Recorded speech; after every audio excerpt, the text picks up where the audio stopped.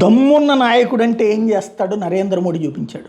ఒకప్పుడు కాశ్మీర్లోకి వెళ్ళడం అంటేనే చుట్టూతా కంచెలేసుకుని జనాల్ని బయటికి రానియకుండా పూర్తి భద్రత మధ్యం తిరగడం. ఇప్పుడు భద్రత ఉంటుంది, కానీ కంచెలేసి జనాలను ఆపడం కాకుండా జనాలు సమక్షంలో నడి రోడ్డు మీదన ఎలాంటి బుల్లెట్ ప్రూఫ్ జాకెట్లు లేకుండా, ఎలాంటి బుల్లెట్ ప్రూఫ్ గ్లాసెస్ లేకుండా, బుల్లెట్ ప్రూఫ్ వాహనంలో కాకుండా ధైర్యంగా తిరిగాడు నిన్న నరేంద్ర మోడీ కాశ్మీర్ రోడ్ల మీద. తద్వారా కాశ్మీర్ అల్లకల్లోలం అనే వాళ్ళకి సంకేతం ఇచ్చాడు. జమ్మూ కాశ్మీర్ ప్రజలకు ఇచ్చిన హామీలను నిలబెట్టుకుంటానని, సరైన సమయంలో సరైనవి జరుగుతాయని నరేంద్ర మోడీ తేల్చి చెప్పారు. దేశానికి కాశ్మీర్ కిరీటం లాంటిదని, దాన్ని అత్యంత సుందరంగా సుసంపన్నంగా చూడాలనుకుంటున్నానన్నారు. అసెంబ్లీ ఎన్నికలకు ముందు రాష్ట్ర హోదా ఇస్తానని ఇచ్చిన హామీని ప్రస్తావించలేదు. అయితే 2700 కోట్లతో నిర్మించిన 6.5 కిలోమీటర్ల సోన్మార్గ్ సొరంగాన్ని ప్రధాని ప్రారంభించారు. ఇది కాశ్మీర్ని సోన్మార్గ్తో అనుసంధానిస్తుంది.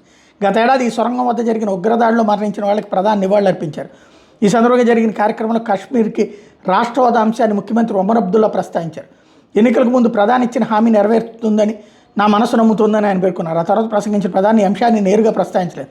నేను మోడీని, మీరు నమ్మని, మోడీ తన హామీల్ని నెరవేరుస్తారని స్పష్టం చేశారు.